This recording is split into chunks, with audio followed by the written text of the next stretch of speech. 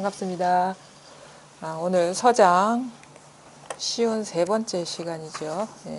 234쪽입니다.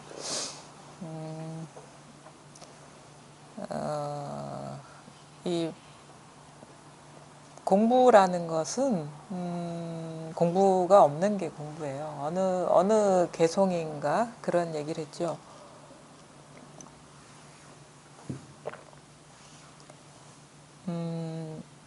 보되 아무것도 없음을 보는 것이 도를 보는 것이고, 듣되 아무 소리도 듣지 않는 것이 도를 듣는 것이고, 닦되 아무것도 닦지 않는 것이 도를 닦는 것이고, 행하되 아무것도 행하지 않는 것이 도를 행하는 것이다. 이런 그 경전의 그런 구절이 있거든요.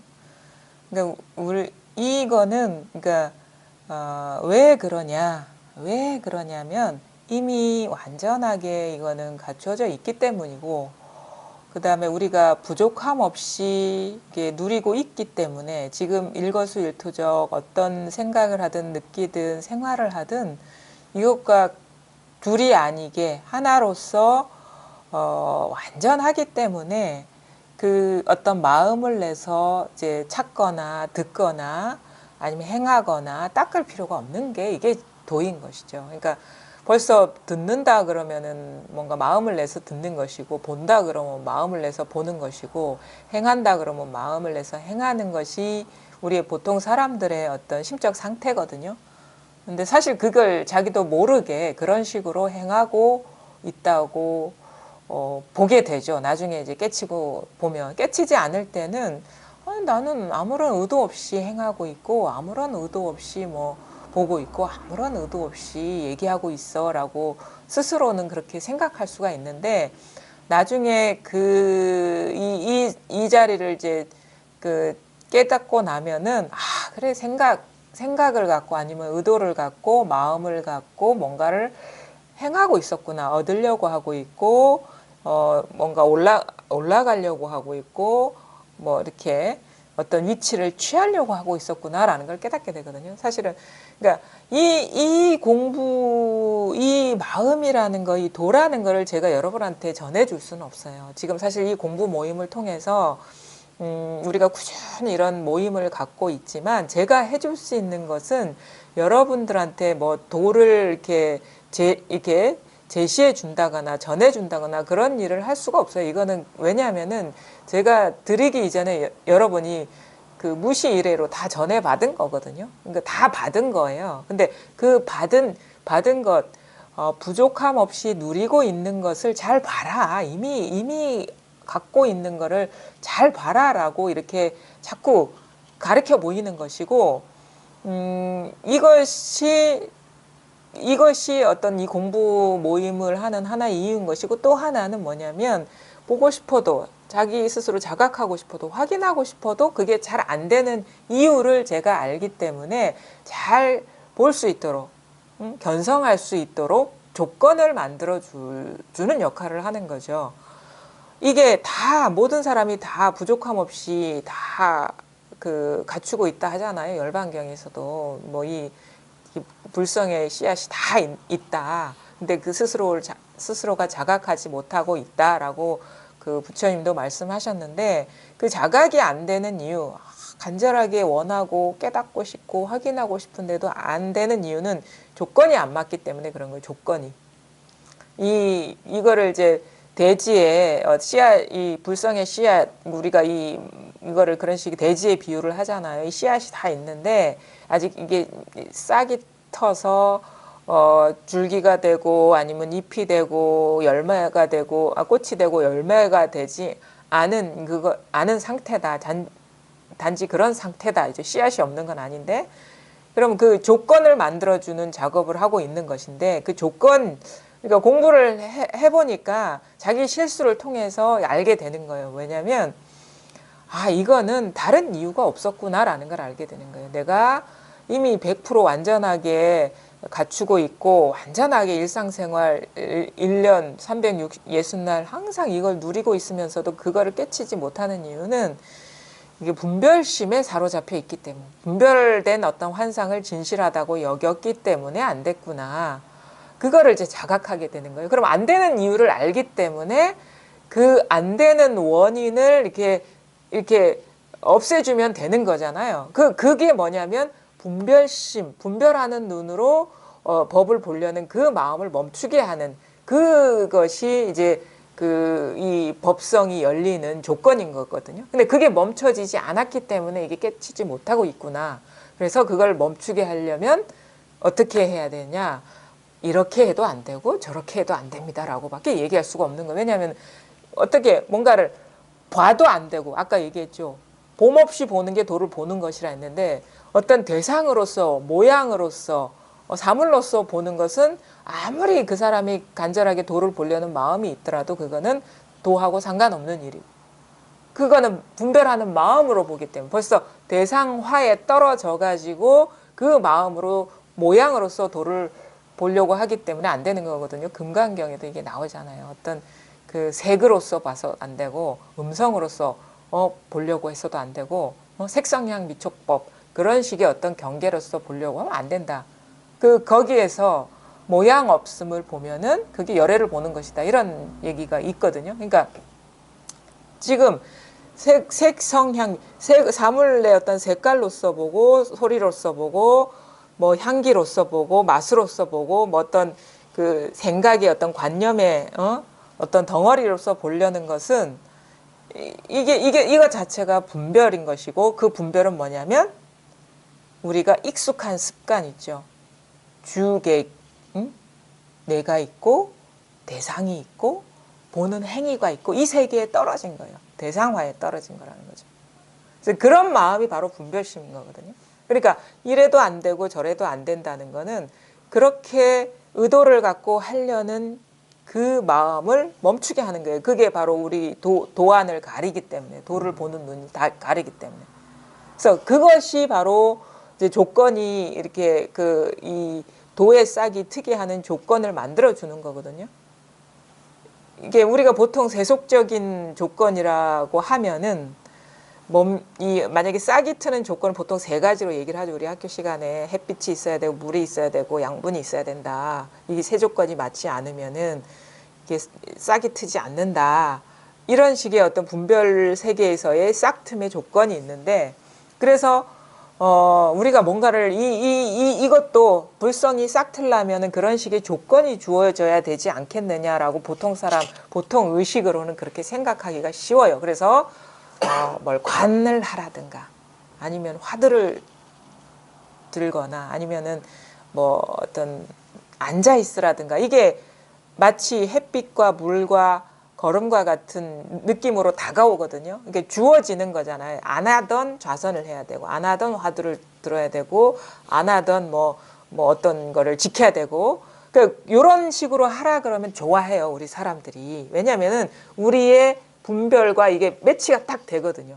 아, 그래서 이렇게 공부를 해야 되는 것이지라고 여겨서 그대가 깨치고 싶으면 이걸 하십시오 얘기 들으면 거부감 없이 싹 받아가지고 이렇게 하다 보면 되겠지? 응? 인연이 익어가지고 언젠가는 꽃이 피겠지? 이런 기대를 하거든요. 근데 그거는 잘못됐다라는 거죠. 이 공부의 조건은 정반대라고도 할 수가 있어요. 뭐냐면 다 뺏어버리는 거예요. 다 뺏어버리는 거예요. 만약에 왜 그러냐? 만약에 내가 지금 갖고 있지 않는 거를 얻는 거라면 뭔가 추가적인 조건을 만들어서 그것을 얻게 하는 그런 인연을 만들어야 되는데 이거는 우리 불성이라는 것은 이미 갖춰져 있는데 거기에 더 씌워진 것들이 가로막고 있기 때문에 이미 있는 것이 열리려면은 그런 거죠. 대지에 씨가 있어요. 씨앗이 있는데 왜 보통 사람들의 생각은 그걸 뭘 줘야지 싹 트는 거라고 생각하는데 이 도는 그게 아니고 가로막고 있는 인연을 제거해 버리면 되는 거예요. 그러니까 여기 뭐 돌멩이가 눌려져 있다거나 바위덩이가 있다거나 이 조건을 제거하는 쪽으로 가야지 이 싹이 그 숨 쉴 공간이 열리면서 싹 트는 거거든요. 그러니까 만약에 뭔가 더해지는 공부라면 오히려 더 분별을 가중시키고 축적하겠지만 이것을 딱 보니까 이거는 더해지는 게 아니라 다 이거 제거해 버리는 거고 빼버리는 거구나. 그동안에 가리고 있던 것을 다 이렇게 해체시켜 버리고 없애버리면 저절로 드러날 수밖에 없는 인연이구나라는 그런 게 있기 때문에 그렇게 뭘 못하게 하는 거예요. 분별로. 그러니까 어떤 의도를 갖고 하는 것. 뭔가 더 첨가된 도구를 갖고 하는 것을 못하게 하는 거예요. 근데 우리는 분별심의 코드에 맞는 식의 수행을 하기 때문에 이게 드러나지가 않는 거거든요. 그래서 선사들이 하는 얘기가 있잖아요. 배고픈 자의 밥그릇을 빼앗아 버려야 되고 농부의 소를 빼앗아 버려야 된다는 건 그게 그 사람들이 의지하고 있는 거거든요. 배고픈 사람이 가장 의지하고 있는 건 밥그릇인 거고 농부가 가장 의지하고 있는 건 그 소잖아요. 그 경작할 때 필요한 도구이기 때문에. 근데 그것이 있기 때문에 있는 그대로의 적나라한 자기 자신을 못 보고 본성을 못 보는 거예요. 그 마치 소를 자기로 알고 밥그릇을 자기로 아는 것 같은 거거든요. 그러니까 그걸 다 해체시켜버리고 다 제거해버리고 어떻게 그러니까 제거한다고도 할 수가 없어요. 원래 있는 게 아니기 때문에 그게 망상이라는 걸 보게 하면은 그거에 머물지 않게 되고 거기에 의미를 부여하지 않게 되고 집착하지 않게 되면서 이 손을 탁 놓으면서 있는 그대로의 법성이 싹 자각이 되는 거예요. 그래서 사실은 이 공부의 조건은 뭐냐면 어떻게 일어나는 마음, 뭔가 대상이 있다고 여기는 마음, 그 분별이라는 걸 깨닫게 하고 뭔가 의도를 갖고 행하려는 그 마음을 멈추게 하고 그 다음에 뭐 안으로 들어가려는 그 방향성을 끊어버리고 뭔가를 얻으려는 추구심을 이게 딱 잡으려면 탁 해서 놓아버리게 하고 이게 바로 이 바른 안내라는 거죠. 근데 요거를 견디질 못해요, 사람들이. 왜냐하면은 기존에 해오던 분별심의 코드랑 전혀 안 맞는 거기 때문에 오히려 더 처참해지는 것 같고 안 하는 것 같고 바보가 되는 것 같고 진짜 이전의 어떤 이해로는 이게 해석이 안 되는 거예요. 그러니까 여기서 중간지대에서 방황도 하게 되고 받아들이지도 못하는 거예요. 근데 어떤 식으로 어떤 유의적인 수단으로 하다가 그래서 되는 게 이렇게 해서는 끝이 없겠다라는 그런 전환이 온 사람은 이런 식으로밖에는 길이 안 보이기 때문에 그제서야 귀가 열리거든요. 근데 여전히 이 추구하려는 힘이 왕성한 사람한테는 이게 귀에 안 들어와요, 이런 게. 그렇게 해서 유의적으로 얻는 게 아니다라는 거. 왜냐면은 뭔가 자꾸 하다 보면은 경계가 달라지거든요. 평범했던 경계가 특별한 경계로 달라지기 때문에 이것이 나의 공부의 증거다라는 그 어떤 믿음을 놓아버리기가 어려워요. 그래서 근데 그게 끝이 있는 것이고 무상한 것이고 한결같지 않다라는 그 처절한 좌절, 절망이 있을 때 그때 이게 딱 자각이 되는 거예요. 그러면 지금 이런 얘기도 사실은 어떻게 보면은 어떤 그 거친 물결 정도의 그 얘기인 것이죠. 더 이런 얘기만 듣고 우리 깨칠 수는 없어요. 왜냐면은 그렇지 맞는 말이야. 내가 뭔가를 이건 유의법이고 뭔가를 추구해서 될 일이 아니지. 그 군데군데 부처님 말씀도 그런 것들이 있고 그렇게 되는 건 아니지. 응? 이 정도의 이해에 머무르는 것인데 그러면 그거를 더 어떻게 보면 시야를 좁혀서 더 지금 나한테 일어나고 있는 이 어떤 분별의 세계를 직면을 한다면 지금 이 순간에도 이거를 어떻게 보면 섬세하게 얘기할 수가 있는 거예요. 만약에 여러분이 지금 여기에 앉아서 제가 하는 말에 귀 기울여서 듣고 있다면 그거 마음이 일어난 거예요. 벌써 분별하는 마음. 왜냐하면 물론 다 안 그런 사람도 있을 거예요. 즉 말하는 것이 뭔가 어떤 정해진 것도 아니고 진실한 것도 아닌데 자기 공부에 뭔가 빛이 되어줄 정도의 어떤 그런 역할을 하는 것이다라고 참고자료 정도로 참고사항 정도로 여길 수 있는 사람도 여기 분명히 있을 것이라고 보거든요. 근데 이 사람한테 뭐가 있을 것이다. 이 사람의 말에 뭔가 특별한 게 있을 것이다라는 그런 마음으로 듣고 있다면 벌써 어떤 대상화에 떨어진 것이고 의미에 떨어진 것이고 소리에 떨어진 것이죠. 벌써 보는 게 있는 것이고 얻으려는 마음이 있는 것이고 소리로서 보는 게 있는 것, 듣는 게 있는 것이고 모습으로서 보는 게 있는 것이고 생각으로서 얻으려는 게 있는 것이죠. 근데 그게 도가 아니라고 했죠. 지금 당장이라도 어떤 사물을 보든 소리를 듣든 생각으로 구하든 간에 그것이 이런 식의 이런 경험이 이루어지고 있는 순간에 그러한 소리나 생각이나 뜻에 떨어지지 않는다면 거기에 그 자리에 도가 있는 것이에요, 사실. 그러니까 밖에서 들을 소리에 도가 있는 것도 아니고 얻을 생각에 도가 있는 것도 아니고 뭔가 뜻에 도가 있는 것도 아니고 이미 여러분이 사실은 이것을 경험하고 있어요. 쓰고 있어요. 그러니까 마치 여러분은 내가 의지를 갖고 듣고 있다, 보고 있다, 생각하고 있다고 여기고 있는데 그게 아니라 그 이전에, 그 저변에 이것에서 내가 듣고 있다라는 분별, 내가 보고 있다라는 분별, 내가 어떤 저게 무슨 의미인가? 이게 헤아리는 분별이 벌써 이 내가 하고 있다는 이 분별조차 여기서 일어나고 있는 거죠. 사실 뭐가 하고 있다라는 것도 벌써 일어난 것이지 내가 하고 있는 것이 팩트가 아니라는 거죠. 사실이 아니라는 거죠. 그러니까 그 이전에 진실한 게 있다라는 거죠. 그것은 어떤 식으로 그러면은 발현되고 있느냐? 내가 소리를 듣고 있어. 이 식으로 지금 발현되고 있다라는 거죠. 내가 뭔가를 이해하고 있어. 내가 여기 앉아서 공부를 하고 있어. 이런 식으로 이것이 표현되고 있다라는 거죠. 근데 우리는 어떻게 내가 공부하는 줄 착각하고 내가 소리를 듣는 줄 착각을 해요. 근데 그 이전에 여기에서 그래서 이거는 어떤 그 취사 선택의 어떤 그 의도가 없어요. 그래서 이걸 거울과 같다라고 우리가 비유를 하죠.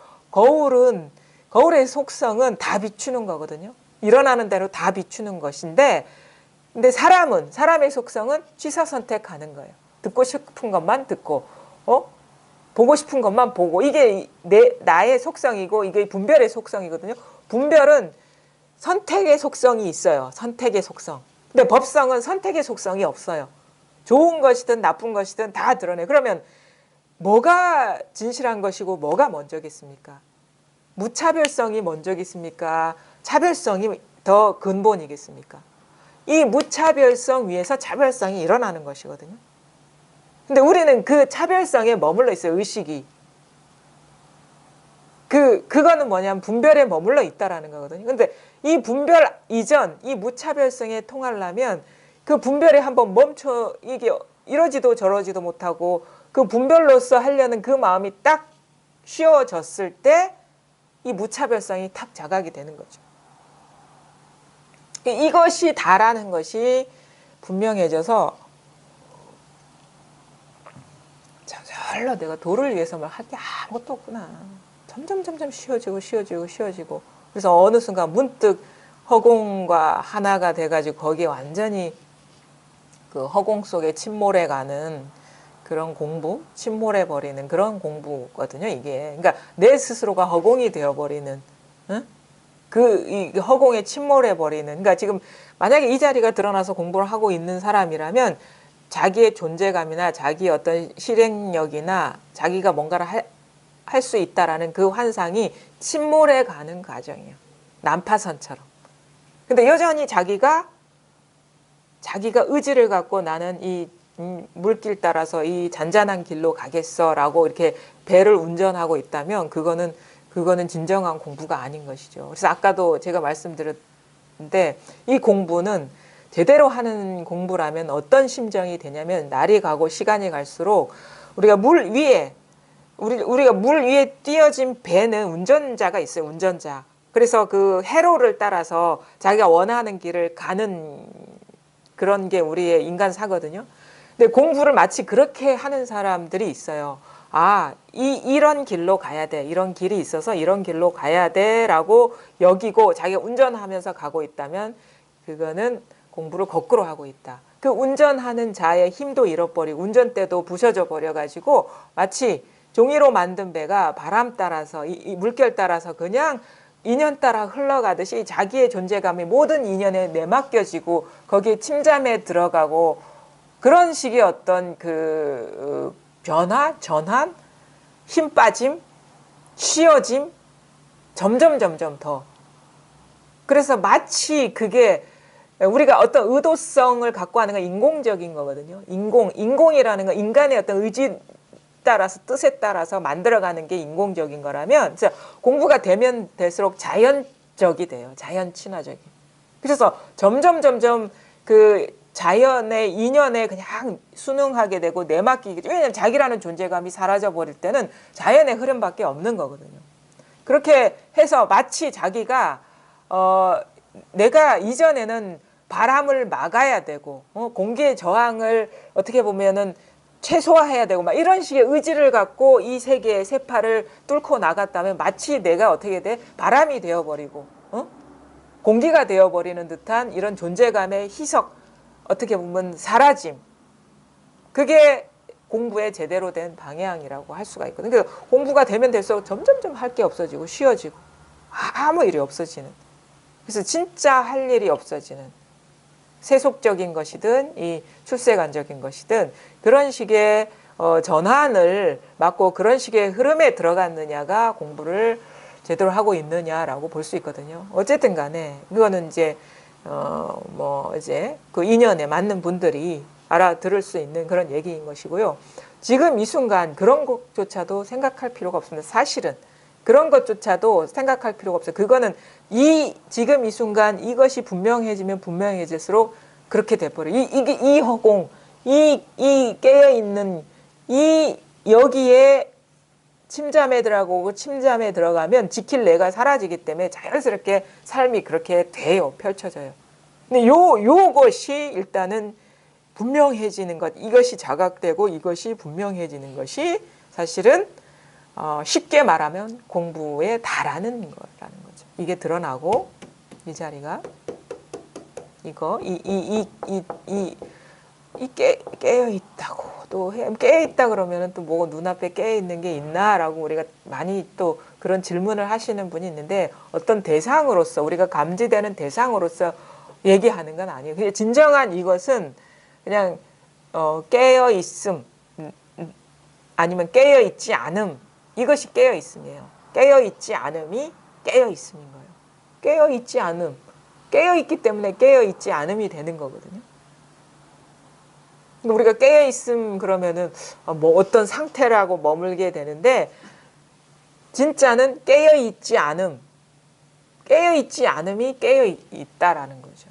깨어 있지 않은 것. 밝지 않은 것이 밝은 것이고 깨어 있지 않은 것이 깨어 있는 것이고 어두운 것이 어둡지 않은 것이고 이 말이 소화가 돼야 됩니다. 어두운 것이 어둡지 않은 것이고 어두운 것이 어둡지 않은 거예요. 이 어둡다 하는 것이 어둡지 않아요. 어둡다 하는 것이 어둡지 않은 것이고 그 다음에 깨어있지 않다 하는 것이 이게 깨어있는 거예요. 깨어있지 않다 하는 것이 깨어있는 것이고 그 다음에 뭐 청정하다 하는 것이 그러니까 더럽다 하는 것이 청정한 것이 더럽다 하는 것이 청정한 것. 요것이 분명해지고 진짜 이것밖에 아무것도 없구나라는 식의 그 어떤 전환, 자기 확신, 분명함 이것이 이제 공부인 것이거든요. 그러니까 여기에 그러니까 순간적으로 이게 전환이 와요. 이게 뭐 어디서 얻는 것도 아니고 누구한테서 빌려오는 것도 아니고 특별한 사람이 더 많이 갖고 있는 것도 아닌데 그냥 이것인데 소리가 아니고 색깔이 아닙니다. 이것인데 보살님하고 여러분하고 저 사이에 거리가 있는 것처럼 드러나고 있는 이것이 거리가 없는 거예요. 분명히 내 눈에는 이게 거리감이 있고 주객이 있는데 이것이 거리가 없는 것이고 주객이 없는 것이 이것이. 그러면은 모양을 보고 판단하면은 거리가 있죠. 그렇죠? 여러분이 있고 제가 있고 모양을 판단하면은 거리가 분명히 있어요. 이거는 어떻게 보면은 부정할 수가 없어요. 그러니까 모양으로 보면은 거리가 있는데 이 여기에서 모양을 보지 않으면 보는데 보지 않으면 이것밖에 없는 거예요. 이것밖에. 이거는 거리도 없고 주객도 없는 이것밖에 없는 거예요. 이것밖에. 여기는 시간도 없고 시간도 없고 거리도 없고 근데 분명히 시간도 흐르고 있거든요. 지금. 그러니까 분별로서 보면은 왜냐하면 소리가 사라지고 없으니까 시간이 흐른 거잖아요. 변화라는 게 사실은 우리가 있는 건 아니지만 분별로 보면은 분명히 소리는 지나갔어요. 그게 변화거든요. 그 다음에 거리도 있어요. 왜냐하면 모습이 다르잖아요. 모습이 다른 게 두 개의 물체가 있거든요.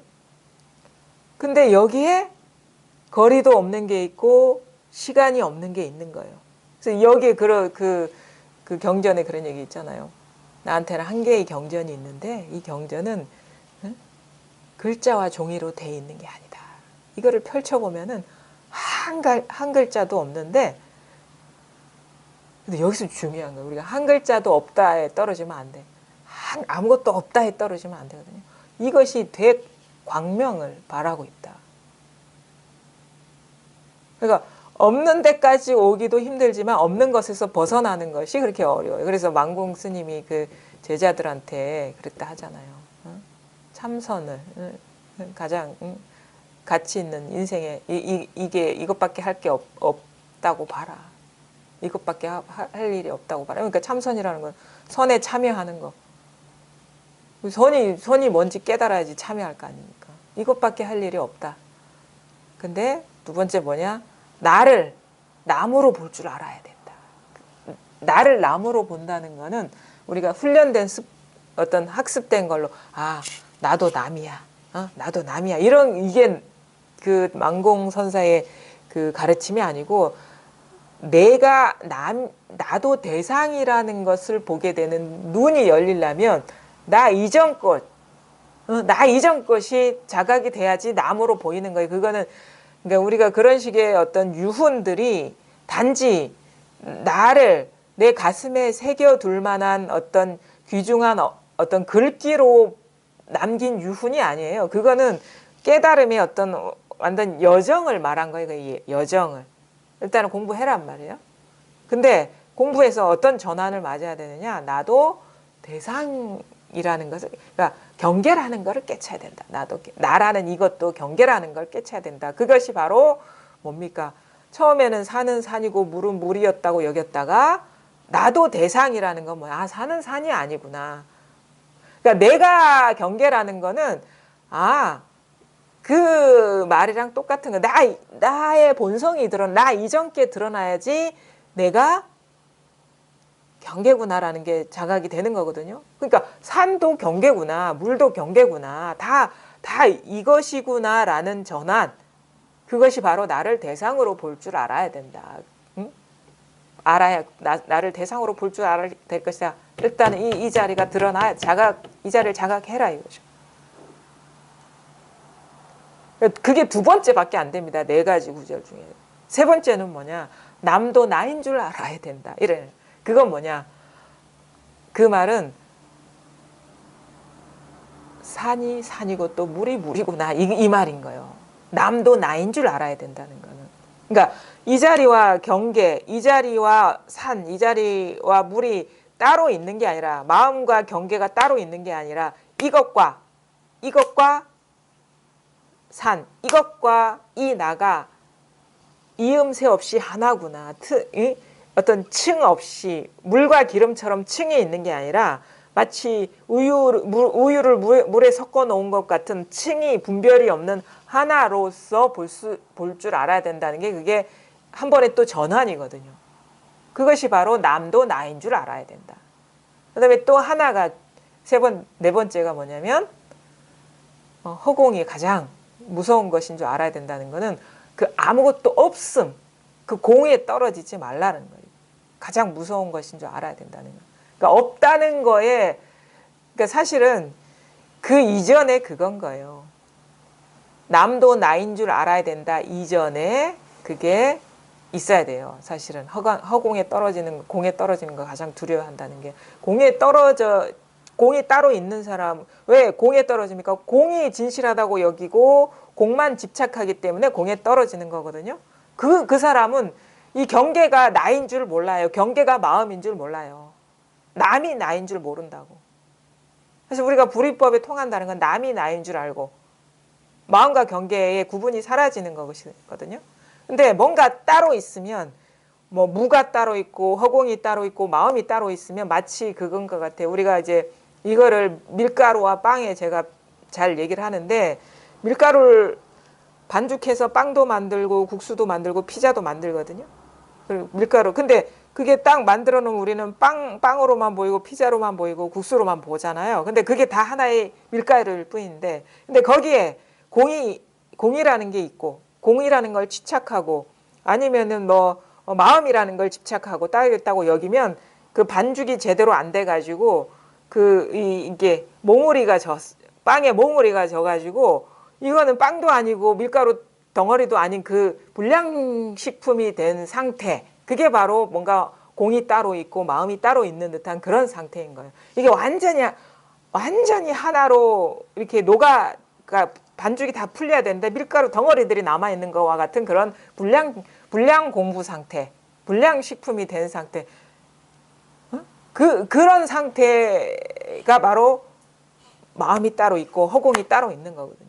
그것마저도 다 녹아버려야 된다. 그거는 이제 불량식품 팔 수가 없잖아요.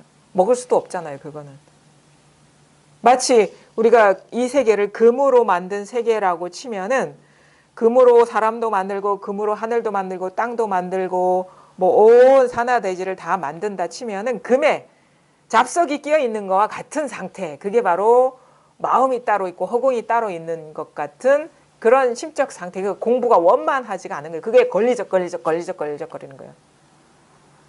마음이 따로 있고 공이 따로 있고 없음이 따로 있다는 건 그것이 완전히 원흉하게 녹아버리지 않았다는 거거든요. 그건 뭐냐? 그것도 한 생각이고 분별이구나라는 게 자각이 돼가지고 놓아버리지를 못했다는 거예요. 허공도 놓아버리지 못하고 마음도 놓아버리지 못해서 이게 원만하게 돌아가지 않고 뭔가 불편해요. 자꾸 먹으려 하면 걸리고, 쓸라 하면 잡석이 보이고, 이런 식의. 근데 그런 식의 공부가 되는 것이 허공에 떨어진 것이고, 마음이 여전히 내가 남인 채로 남아있는 것. 그래서 내 몸을 아무렇지도 않게 여긴다거나, 왜냐면 그런 식의 공부를 하는 사람들이 많아요. 예전에 왜 마하리시인가? 그 있는 그대로라는 책 앞에 서문에 그런 게 있는 것 같아요. 그 사람이 일찌감치 이 공부를 했는데 그 명상에 빠져가지고 자기 몸에 썩어 들어가서 벌레가 막 우글우글 거리는 것도 그냥 놔둔 거야. 그런 공부를 했던 사람이에요. 마하리시가. 그것이 바로 나를 완전히 남인 줄로만 안 상태죠. 말하자면. 그게 공부라고 착각해서 그렇게 공부하는 사람들도 있죠. 돌보지를 않는 거예요. 자기 스스로를. 자기만 돌보라는 게 아니에요. 자기도 남과 평등하다는 걸 보고 자기를 방기하는 공부가 절대 아니라는 거죠. 우리는 이전에는 자기만 따로 있는 줄 알았는데 전체가 나와 남이 다 하나라는 그런 자각 안에서 인연따라 돌볼 건 돌보고 버릴 건 버리고 뭐 이런 식의 인연에 맞게 원만하게 돌아가는데 머물지 않게 되는 거예요. 나만 소중하다. 아니면 나는 소중하지 않고 남만 소중하다. 이런 식의 반죽의 덩어리들이 남아있지 않은 거예요. 하나의 물처럼 그냥 원흉하게 인연 따라 돌본다는 거거든요. 그러니까 그런 어떤 공부가 원만하게 되기를 바라는 그 뜻이 이제 그 만공선사의 유훈에 남아있는 것이죠. 그게 공부가 깊어지면은 그게 진짜 가르침이 뭔가 자기 공부가 그만큼 되지 않으면 사실 읽을 수가 없죠. 그 아무리 훌륭한 말씀이라고 이렇게 마음속에 새겨놓고 있더라도 자기가 그것을 볼 만한 안목이 열리지 않으면 그 만공 스님이라든지 그분 남겨주신 스승들의 뜻이 살아나지 않는 거거든요.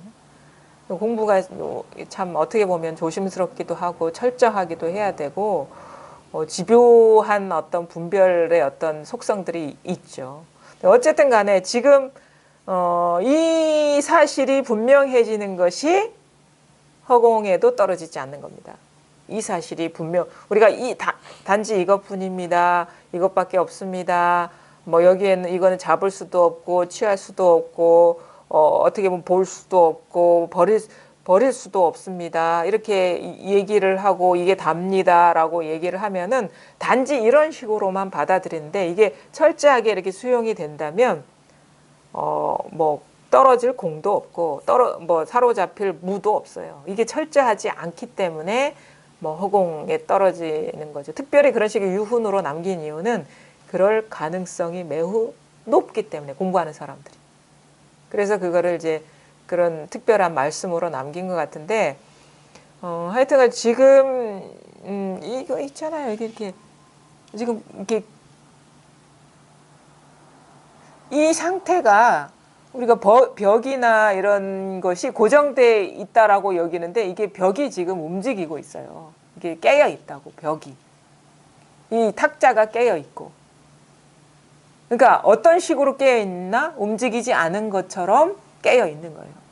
이거는 변화하는 것처럼 깨어 있어. 요럴 때는 깨어 있는 것 같고 가만히 있는 사물을 보면은 멈춰 있는 것 같고 그러면은 아직 분별을 벗어나지 않은 거거든요. 근데 요것이나 그냥 이 자체나 다 깨어 있는 거예요, 하나로. 지금 처음에는 이런 데서 더 이 깨어 있음을 더 쉽게 자각을 하죠. 근데 공부가 이렇게 이게 안목이 넓어지고 깊어지면 지금 벽도 설법을 하고 있구나. 형광등도 설법을 하고 있구나. 이게 아주 확 넓어지고 시야가 넓어지고 어떻게 범위도 넓어지고 밀밀하게 이렇게 빈틈없이 이렇게 들어가는 그런 식의 전환이 다 오거든요. 지금 지금 꽃이 이게 움직이고 있습니다. 깨어 있다고. 꽃이 깨어 있고 지금 이 탁자가 깨어 있고 이것이 바로 이 가만히 있는 것이 바로 깨어 있는 거예요. 가만히 있는 것이. 그래서 이거를 뭐 여러 가지 우리가 그 침묵, 말과 침묵 이렇게 얘기를 하거든요. 그러니까 우리가 그 말과 침묵을 얘기를 하는데 사실은 이렇게도 얘기를 하죠. 말에 침묵이 있는 것이고 침묵에 말이 있는 것이고. 말에 침묵이 있는 것이고 침묵에 말이 있는 것이고. 이 아무 소리 없는 것이 온갖 방광을 빛을 발하고 있다는 이 사실을 깨달을 수가 있어야 돼요. 이게 방광을 하고 가만히 있는데 이 죽비가 방광을 하고 있는 거예요. 근데 간혹 보면은 이제 조금 이제 우리가 오해를 하는 게 뭐냐면 어느 큰 스님이 도력이 높으신 분이 화엄경 뭐 보현 행원품을 설법을 하는데 갑자기 기둥에서 기둥이 방광을 하더라. 빛이 나더라. 그래서 저분의 도력이 대단하니까 이 빛이 난다라고 사람들이 그렇게 받아들여요. 근데 진짜 아무런 빛이 없는 것이 방광하고 있다라는 그 사실을 아는 게 진정한 그 도력인 것이고 도안인 것이거든요. 지금 이거 쭉비에서 방광하는 방광하고 있는 거 보이십니까? 지금 쭉비가 방광하고 있는 거 보입니까? 그러니까 이 빛은 우리가 눈으로 볼 수 있는 빛이 아니라는 거예요. 이 빛은 눈으로 보면은 이게 방광하는 게 아니잖아요. 근데 여기서 뭐 아까도 앞에서 얘기한 이 한 개의 경전, 글자도 종이도 아닌 한 개의 경전이 항상 큰 광명의 빛을 발하고 있다라는 거는 지금 우리가 형광등 불빛과 같은 그런 빛을 말하는 게 아니에요. 이 모양이 있는 모양 없는 이 빛을 말하는 거예요. 이거.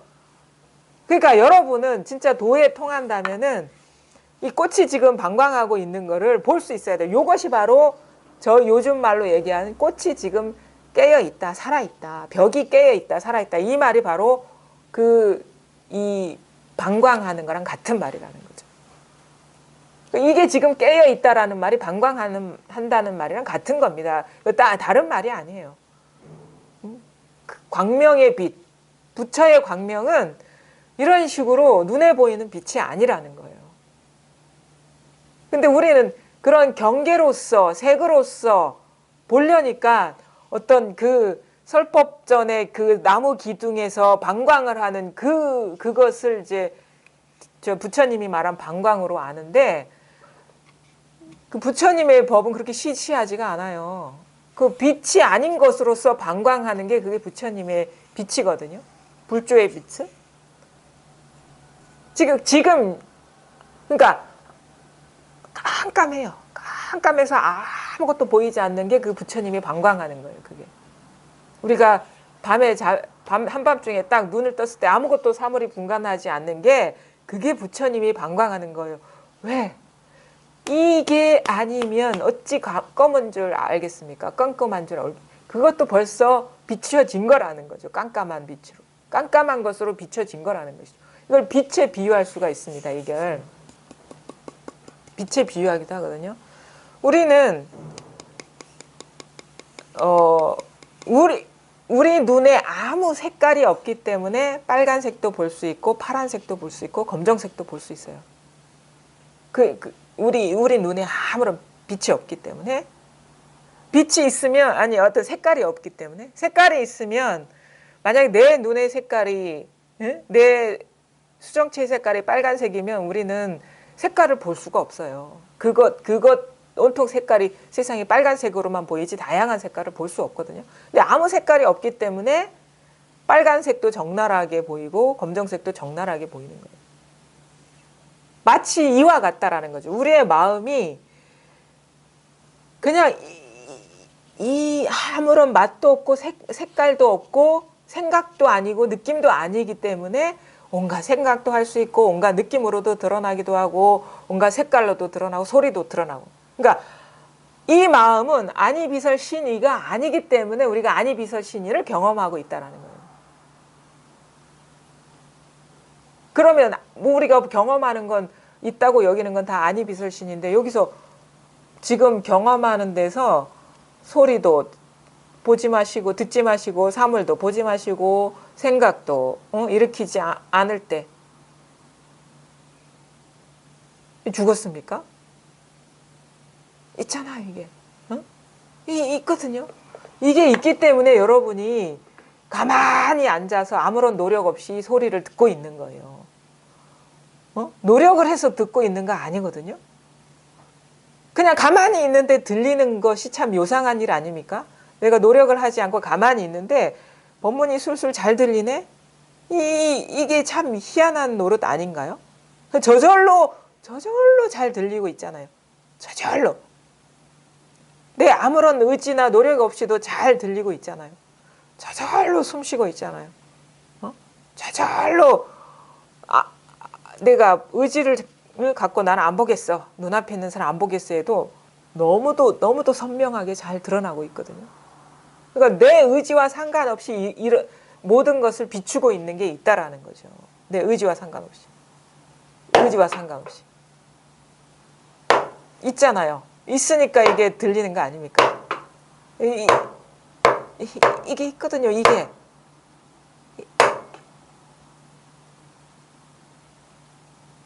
여러분은 사실은 거저 살아왔어요.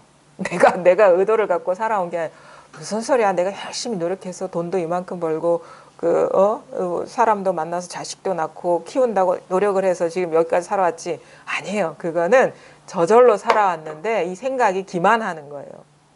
저절로 사라진 삶을 이 에고가 생각이 그거를 생각으로 꾸며내 가지고 그렇게 살고 있다라고 그림을 그리고 있는 거예요. 스토리를 만들고 있는 것이라. 지가 한 일은 이렇게 환상만 지은 일밖에 없어요. 내가 한 일은 오도한 일밖에 없어. 왜곡한 일밖에 없어. 저절로 살아왔고 저절로 숨쉬어왔고 저절로 소화시켜왔고 저절로 걸어다녔고 저절로 들어왔고 저절로 뭐 볼 거 안 볼 거 다 봐왔는데 내가 내 뜻대로 살아왔어라는 그 생각도 사실은 의지대로 일어나는 게 아니거든요. 길들여진 어떤 환경에서 이게 축적된 지식을 바탕으로 그런 생각이 저절로 일어나고 있는 것일 뿐이거든요.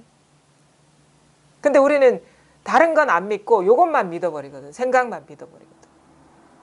생각만 믿어버리기 때문에 우리가 있는 그대로를 못 보는 것이고 왜곡된 그런 안경을 끼고 세상을 보기 때문에 번뇌와 갈등.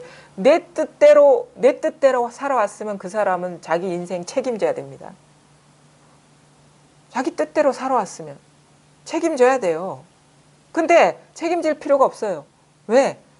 내 뜻대로 살아온 게 아니기 때문에 내가 책임질 이유가 없어. 내 인생을. 얼마나 홀가분한 일입니까? 그러니까 죄책감을 느낄 필요도 없고 자책할 필요도 없어요. 그냥 이렇게 살아줬는데, 아니, 뜻대로 사신 분 여기 계십니까? 어? 뜻대로 사신 분.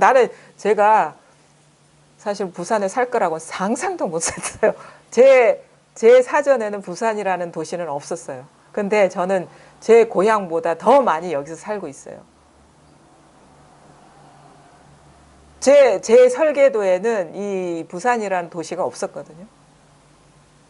뿐만 아니라 제 계획에는 제 자식도 없었고, 이런 모습의 자식도 없었고, 이런 모습의 남편도 없었고, 이런 모습의 여러분을 만날 것이라고는 상상도 못했어요.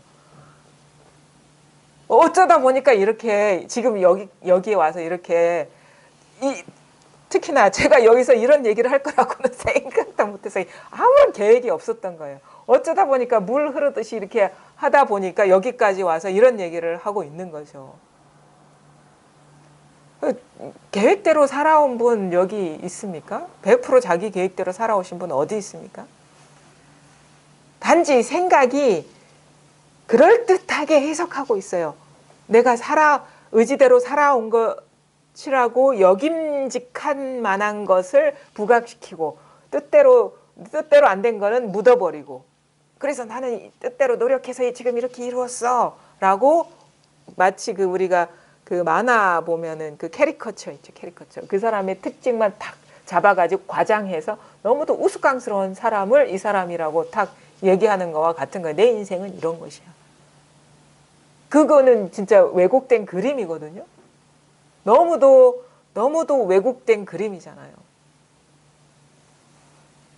저는 그 캐리커처를 보면 생각이 바로 이런 속성이구나라는 걸 이렇게 알게 돼요. 너무도 특정한 면, 마음에 드는 거는 과장하고 마음에 안 드는 건 축소시키고, 그래서 우스꽝스러운 어떤 사람으로 만드는 것이 우리 생각의 어떤 특징이다. 근데 우리는 그 왜곡된 것을 자기 모습이라고 알고 자기 삶이라고 알고 살아가고 있어요. 그걸 치워버리라 이거죠. 믿지 마시라 이거죠. 이런 거를 더 심층적으로 적용시키면 지금 여러분이 제가 여기 앉아서 설법하고 있다는 이 생각조차도 믿지 마시라는 거예요. 이것도 왜곡이라는 거예요. 이것도 안경이라는 거예요. 지금 여러분이 여기 와서 법문을 듣고 있다는 이 생각도 믿지 마시라는 거예요. 이것도 왜곡인 거죠. 벌써 여기서 사실 법문만 듣고 있는 겁니까? 말로 하자면 수도 없이 하고 말은 지금 이 상황을 담아낼 수가 없어요. 응? 법문만 듣고 있는 건 특징만 탁 집어낸 거예요. 여러분 분명히 어딘가에 어떤 쓰레기를 남기셨을 것이고 자기도 인지하지 못하겠지, 사실적으로. 근데 그거는 안 잡혀 있잖아. 우리의 삶이 그렇거든요. 이런 식으로 뭔가 인상적인 부분만 탁탁 캐치를 해가지고 이걸 탁 그림으로 그려서 나는 여기 가서 법문을 듣고 왔어. 탁 이렇게 그것만 남기는 거야.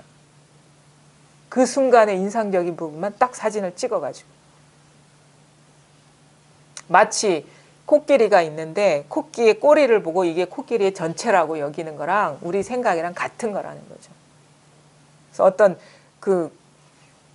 피부가 거친 부분을 이렇게 딱 만져봐가지고 코끼리는 이런 아주 거친 피부를 갖고 있어 라고 딱 믿어버리는 거랑 똑같은 것이고, 아니면 어떤 사람은 다른 부위를 만져가지고 꼬리를 코끼리는 이렇게 털이 많은 거구나 라고 믿어버리는 거랑 똑같은 것이죠.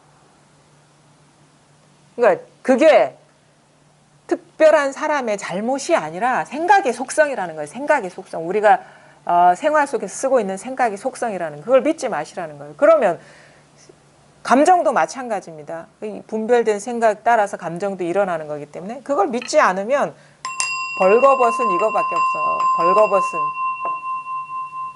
벌거벗은. 사실은 벌거벗은 임금님 동화에 나오잖아요. 사실은 진짜는 임금님의 진짜 모습은 임금님의 옷을 입은 게 진짜 모습이 아니라 벌거벗은 게 임금님의 진짜 모습. 이 생으로 들으시라는 거예요. 이해나 판단 없이.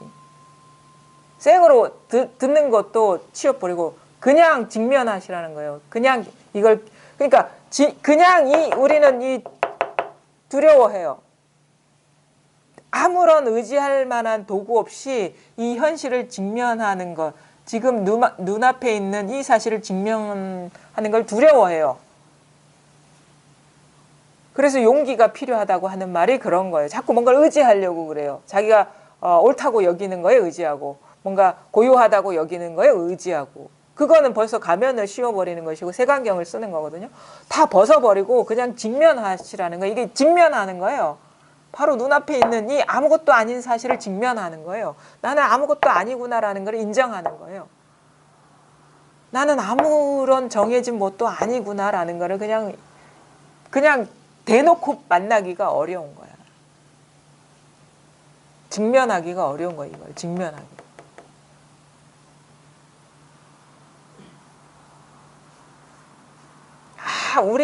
본연의 우리는 이런 옷을 걸치지도 않았고, 이런 화장을 하지도 않았고, 이런 스타일을 하고 있지도 않고,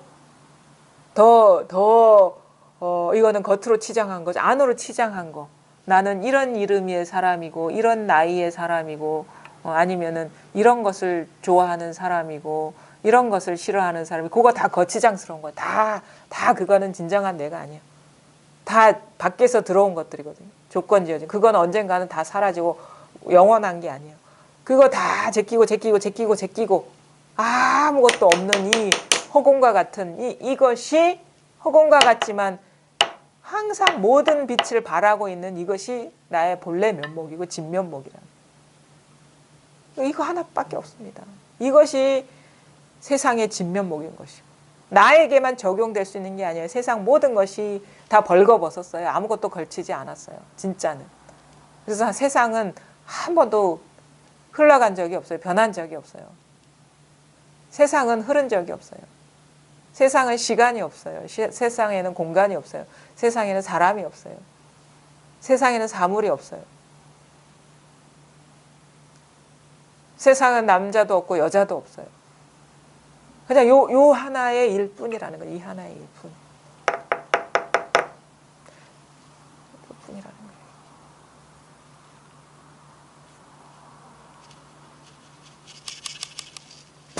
일뿐이라는 거예요. 이거뿐이라고 합니다. 한번 볼게요. 234쪽.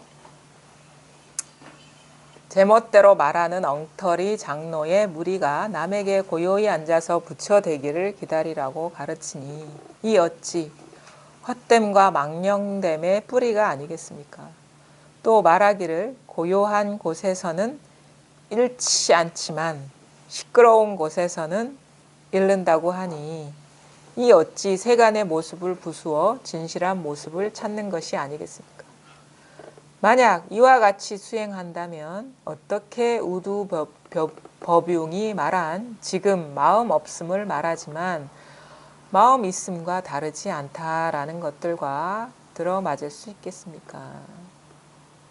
청컨대 공께서는 여기에서 합당함을 잘 살펴 생각해 보십시오.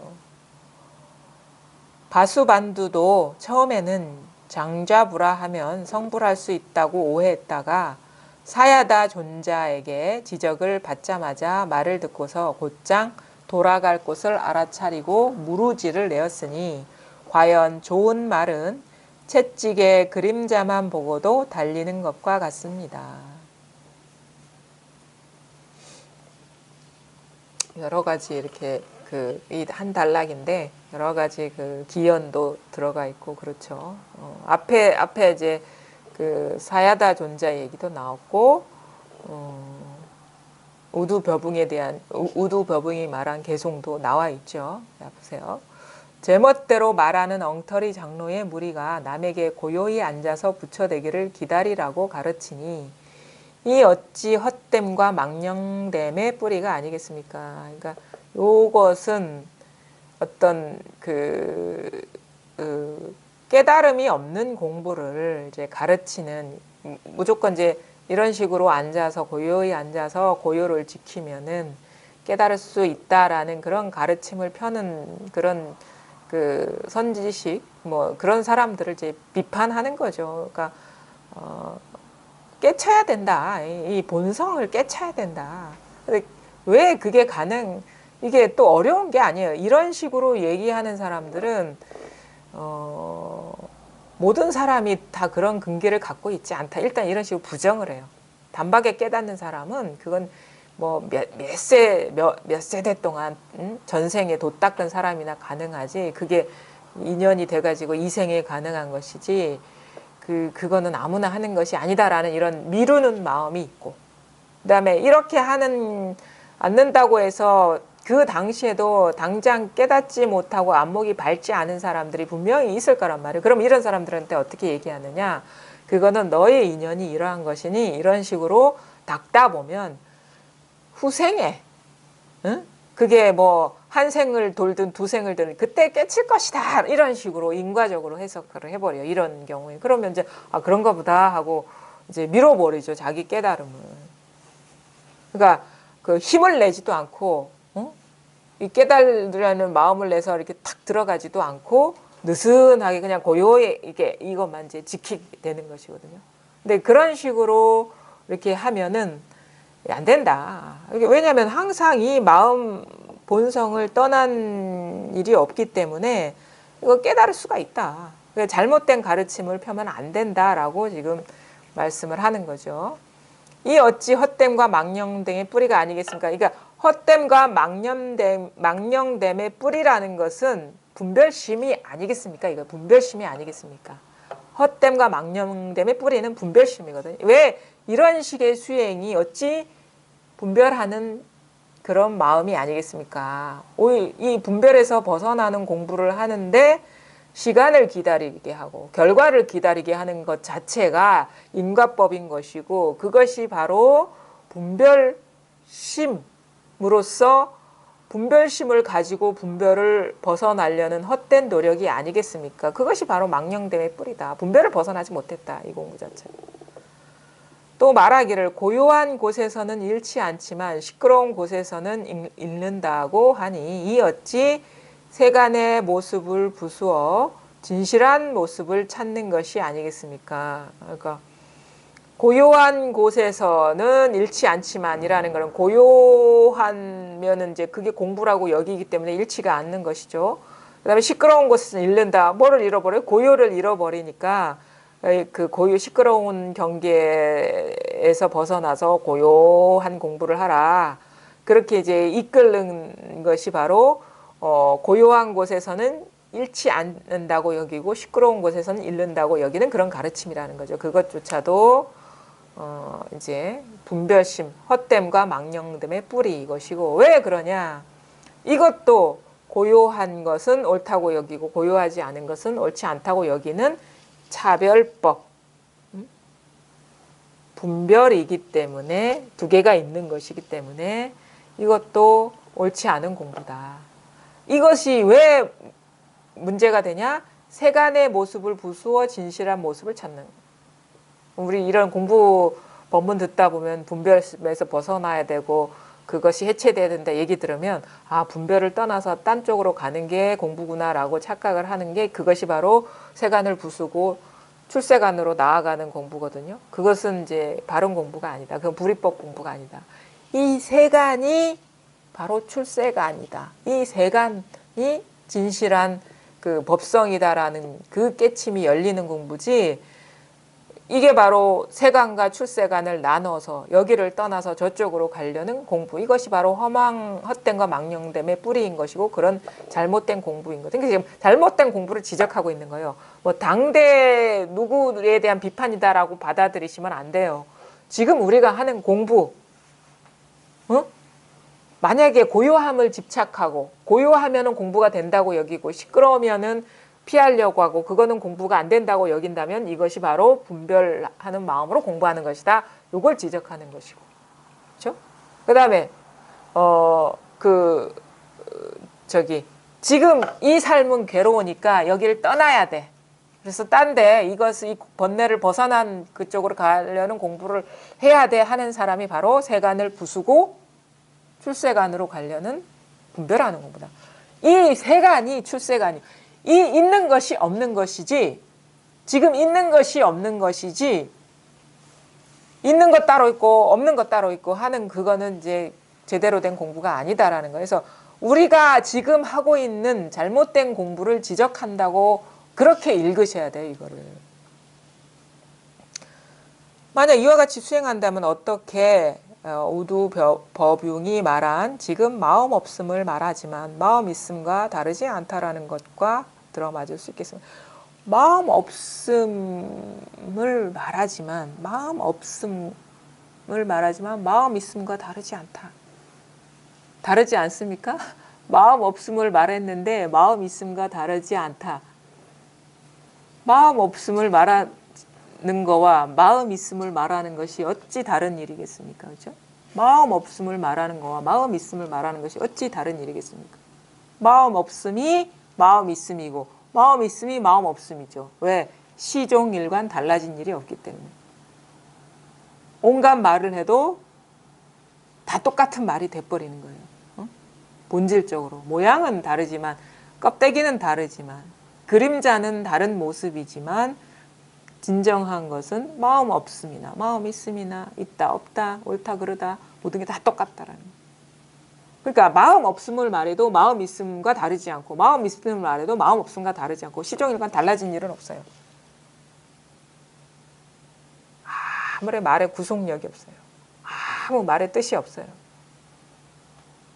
그래서 여기서 마음 없으면 요거고 마음 없음이 불이법이니까 이게 하나지. 이거 땡! 벌써 행각으로 돌아간 거죠. 마음 없음이나 마음 있음이나 똑같은 거예요. 이렇게 생각을 굴릴 필요 없어. 마음 없음, 마음 있음, 똑같다, 똑같지 않다. 아무 일이 없습니다, 여기. 마음 있음, 마음 없음, 똑같다, 똑같지 않다. 아무 일이 없어요. 같은 일도 없고 다른 일도 없고 있는 일도 없고 없는 일도 없어요. 이게 분명이지. 이게 분명이지. 있는 일도 없고 없는 일도 없고 똑같은 일도 없고 똑같지 않은 일도 없고 이게 분명해지면 온갖 말을 하더라도 말에 걸리지 않죠.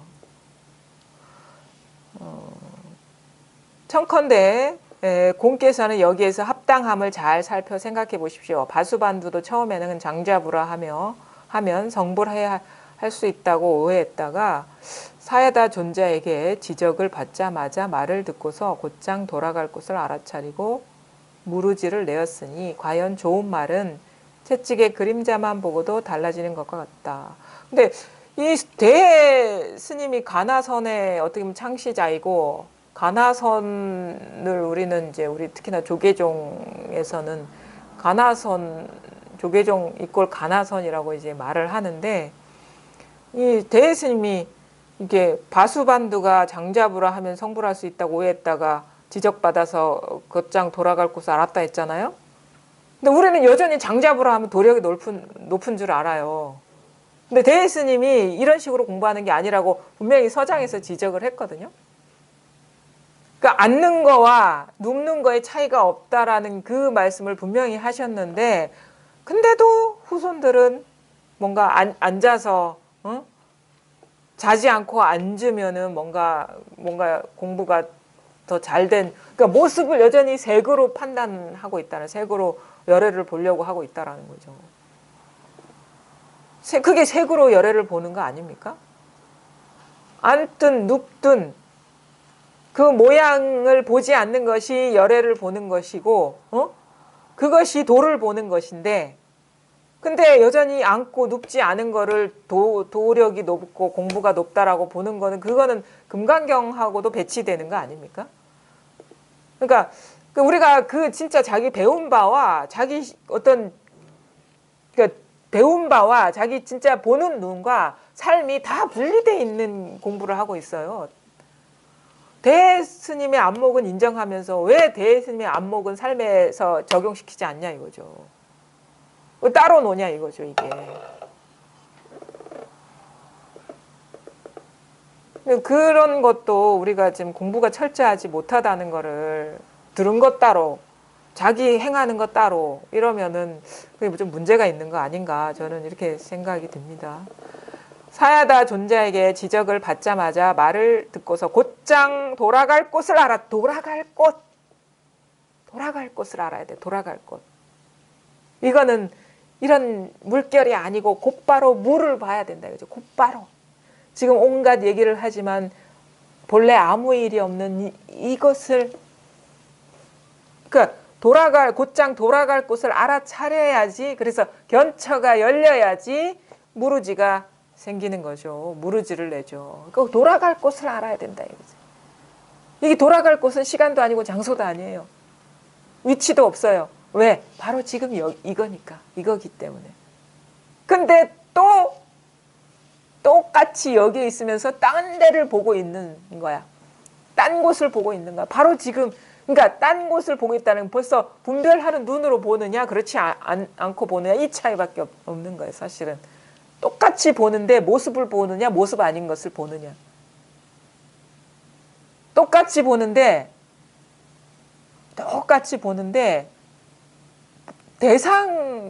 대상에 떨어져 있다라는 거, 경계에 떨어져 있다라는 거죠. 대상 경계. 이런 식의 어떤 것 때문에 돌아갈 곳이 안 보이는 거고 그러므로 무로지를 낼 수가 무로지 세지 않는 지혜거든요. 그러니까 이제는 더 이상 어떠한 경계에도 머무르지 않게 됐다. 분별돼서 일어나는 상으로 마음이 새나가지 않게 됐다 이거죠. 마치 공부가 그래서 완전히 원흉해졌다.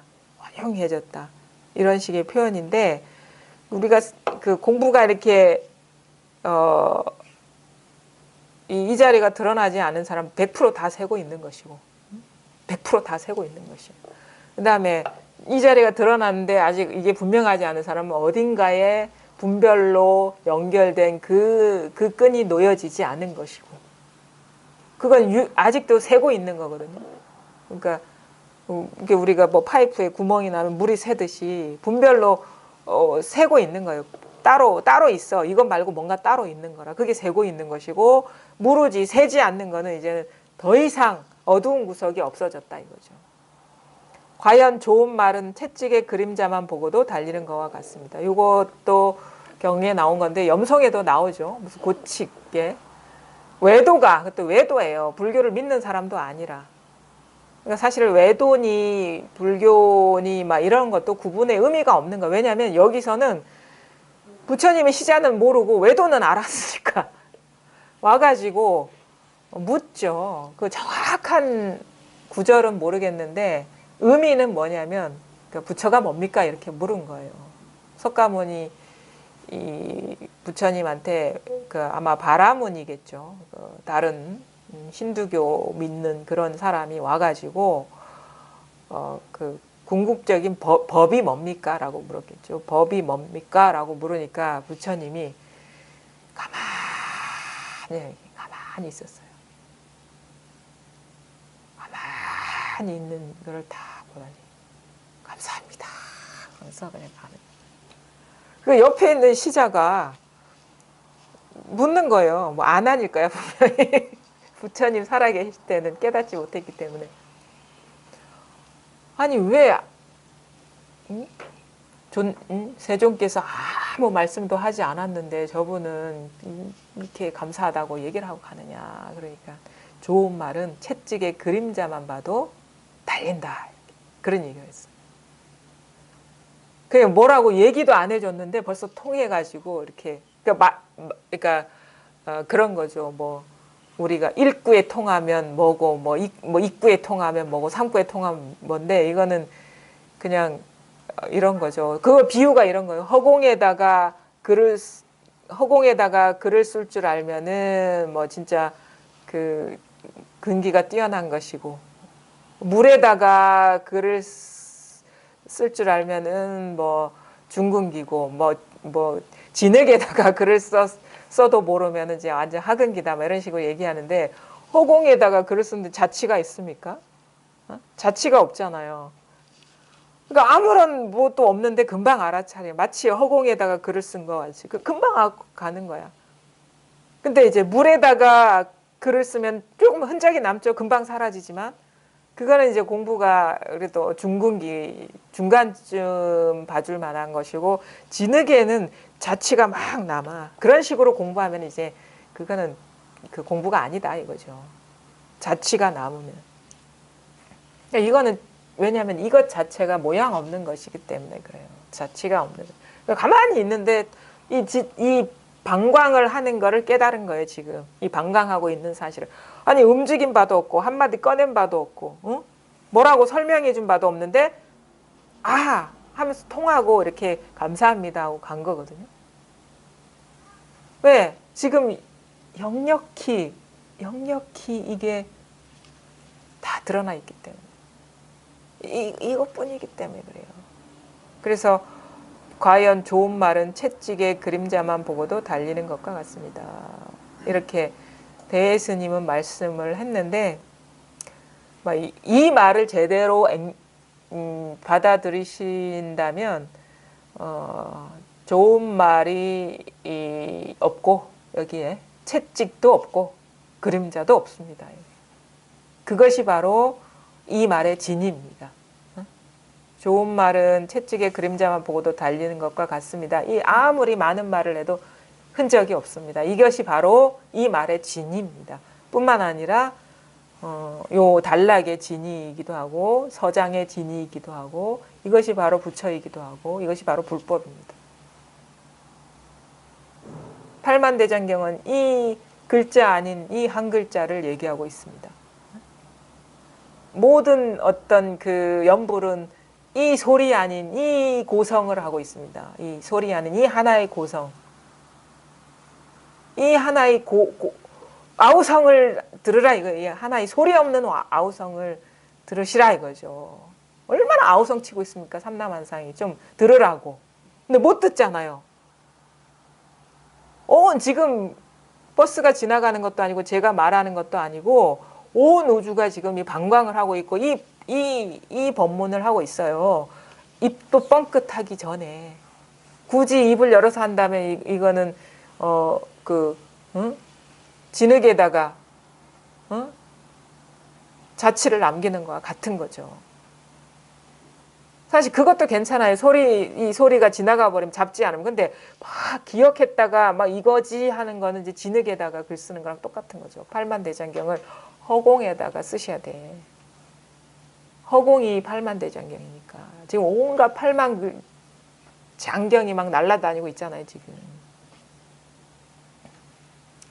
이 모든 글자가 이 사람으로, 꽃으로, 시계로, 탁자로 장엄돼 있지 꽃이 피어 있지 않습니까? 이게 이거라고 이것뿐이라고. 앞도 뒤도 없이 그냥 헤아리지 마세요. 앞도 보지 말고 뒤도 보지 말고 딱 그냥 눈길 가는 대로 손 가는 대로 딱딱딱딱 이것일 뿐이에요. 이면이 없습니다. 이면 뒤에 뭐 숨은 뜻이 없어요. 우리가 뭔가 숨은 뭐가 있다라고 아련하게 그 자취를 이게 자취가 남기는 것이거든요. 뭔가 저 사람이 말하는 뭔가 숨은 뜻이 있어. 뭔가 말할 수 없는 것이라 하니까 또 이렇게 받아들이면 모양 없는 게 뭐가 어디 있지? 모양 없는 걸 봐야 되는데 절대 안 보여요. 그러니까 뭐랄까 모양 없는 것은 뭐냐면 이 모양 있는 것의 일체성이라는 거죠. 숨은 모양 없는 게 우리가 모양 없다 그러면 모양 없는 숨은 게 있다라고 착각하는데 이 모양이 있는 것의 전체성이 바로 모양 없음이라는 거예요. 이게 모양 있음. 우리는 낱낱을 보는데 이것은 모양인 것이고 낱낱은 모양인 것이고 이 전체성이 모양 없음이라는 거예요. 그러니까 숨은 걸 볼 게 없어요. 이게 전체가 바로 모양 없는 것이지 있는 그대로의 전체가 만법이 바로 모양 없는 것이지 무법이 모양 없는 게 따로 있는 게 아니라는 거예요. 그러니까 세간법을 부수지 않고 이게 그 진실한 모습을 따로 구하지 않는다는 거죠. 왜? 이 세간법의 전체성이 바로 출세간이기 때문에. 우린 그러니까 멍하니 생각이 떨어지지 마세요. 제발 좀. 그냥 이게 다라니까요. 말하자면 이게 다라고. 이게 다. 한 판이 다 드러나 있잖아. 이게 다라고요. 이거 뒤에 모양 없는 것이 숨어 있는 게 아니고 지금 이렇게 깨어 있잖아. 이렇게 활활 발발하게 깨어 있잖아. 이게 다지. 아, 모양 없다 하니까 뭐 금강경에도 분명히 모양으로 보면 안 된다 했지. 그러니까 이런 또 이게 남아가지고 이렇게 모양 없는 게 어딨지 이렇게 생각이 떨어져 있어요. 아니면 눈에 불을 켜고 어디 모양 없는 걸 찾으려 하고. 그게 아니라 지금 이 전체성, 이것이 바로 모양 없는 거예요. 이게 다라고. 그러니까 이게 깊이가 없어요. 두께가 없다고. 두께가. 이게 두께가 없습니다. 지금 적나라하게. 그러니까 빛을 발한다고 하죠. 어찌 모양 없는 거 숨어 있는 것이 어찌 빛을 발하겠습니까? 이것이 지금 빛을 발하고 있는 거죠. 이것이. 이 모양이 있으니. 이게 방광을 하고 있는 거거든요. 아유, 빛이 납니다, 여러분. 환합니다. 아주 환해요. 이것이지. 우리는 근데 이 안에 있는 어떤 사람, 누구, 이 존재감에 딱 잠들어 있어요. 일체가 다 이것일 뿐인데. 여기는 나도 없고 남도 없고 가족도 없고 누구도 없고 부처님도 없고 뭐 여기는 서장도 없어요. 단 한 글자도 없다고. 근데도 이 모든 글자, 모든 존재가 바로 이 평등한 이 하나라는 거예요. 평등한 하나. 그러니까 전체성이라 하는 거죠. 전체가 이 하나라고. 이게 분명히 있습니다, 이게. 자, 중생에게는 광난이 병이므로 부처님이 적정바라밀이라는 약으로서 그것을 치료하는 것입니다. 병이 사라졌는데도 약을 그대로 쓴다면 그러한 병은 더 큰 병입니다. 하나는 집어들고 하나는 내려놓으니 어느 때에 끝마치겠습니까? 삶과 죽음의 문제가 다가오면 고요함과 시끄러움이라는 양쪽은 전혀 쓸모가 없습니다. 시끄러운 곳에서는 잃는 것이 많고 고요한 곳에서는 잃는 것이 적다고 말하지 마십시오. 적음과 많음, 어둠과 이름, 고요함과 시끄러움은 한 꾸러미로 묶어서 다른 세계로 보내버리는 것이 낫습니다. 일상생활 속에서 많음도 아니고 적음도 아니며 고요함도 아니고 시끄러움도 아니며 어둠도 아니고 이름도 아닌 바로 그곳에서 무엇인가 하고 잠시 자신에게 일깨워 보십시오. 자, 중생에게는 광난이 병이 있으므로 부처님이 적정바라밀이라는 약으로서 그것을 치료하는 것입니다. 그러니까 어떤 그 고요함, 어떤 고르게 마음을 안정시켜서 통일시키는 것, 이렇게 고요한 것을 이제 적정바라밀이라고 말했는데 그것 어떤 경계로서 받아들이면 안 된다는 거예요. 그러니까 진짜 적정바라밀은 이겁니다. 왜? 여기는 고요하거든요. 왜냐하면 시끄러운 거는 모양 세계는 시끄러워요.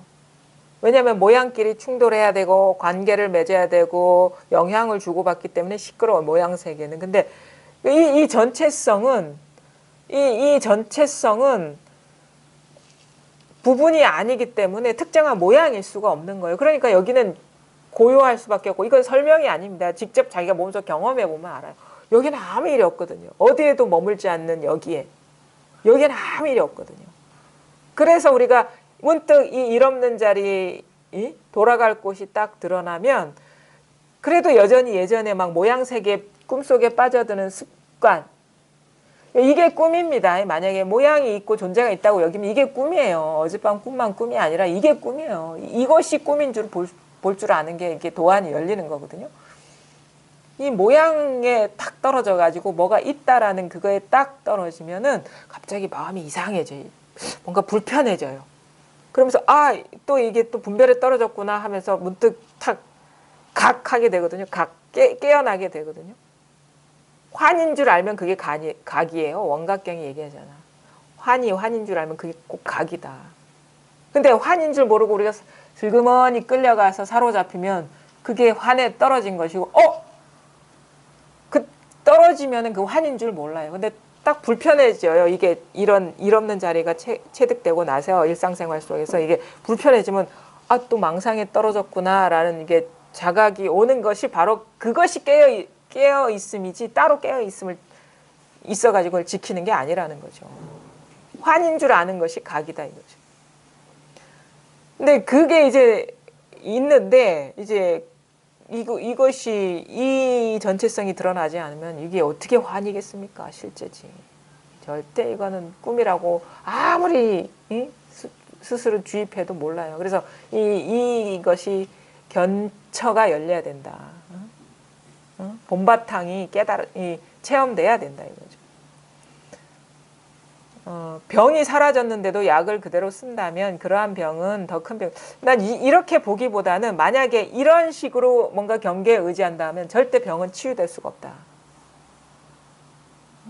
절대 병은 치유될 수가 없다. 이런 식의 그 어떤 약에 의지한다면 그 약이 병이 된다 이거죠. 그러니까 우리가 어떤 체험의 순간에는 이러한 그 부처님의 모든 말이 깡그리 다 사라져 버려야 돼요. 부처님의 말도 사라졌는데 다른 뭐 조사나 선사의 말은 남아 있겠습니까?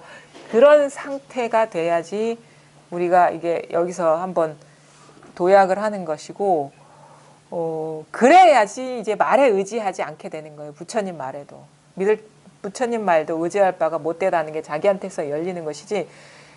그러니까 완전히 한번 다 어떤 것이든 어떤 경계든 다 놓아버려야 됩니다. 그건 불법은 저 밖에 있는 게 아니에요. 법은. 그게 부처님의 말씀이래요. 본연자성이 진불이에요. 본연자성이 진불이라고. 부처님이 저 밖에 있는 게 아니라 진짜 부처는 자기 본래의 이 모든 것의 이 본성이라는 거죠. 이것이 부처님이 안내한 법인 것이고, 그러면 이제 부처님의 역할은 끝난 거예요. 그러니까 부처님은 어떤 그 선사의 역할은 뭐냐면, 운명은, 선사의 운명, 부처의 운명은 뭐냐면, 배신당할 운명이야.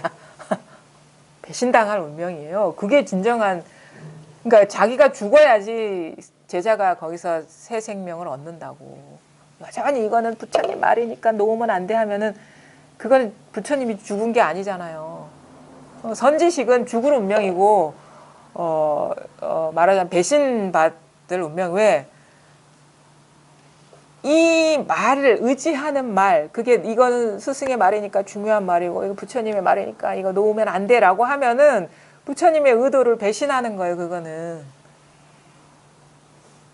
그러니까 좀 속된 말로 얘기하면 그렇다라는 거죠. 여전히 마음에 두고 있는 게 있으면 그게 아무리 훌륭한 말씀이든 부처님의 말이든 그거는 부처님의 뜻을 모른 거야. 그러니까 부처님은 운명적으로 뭘 바라냐면 너희들이 나를 밟고 일어서는 걸 바라는 거예요. 선사들. 나의 존재가 제로가 되기를 바라는 거예요.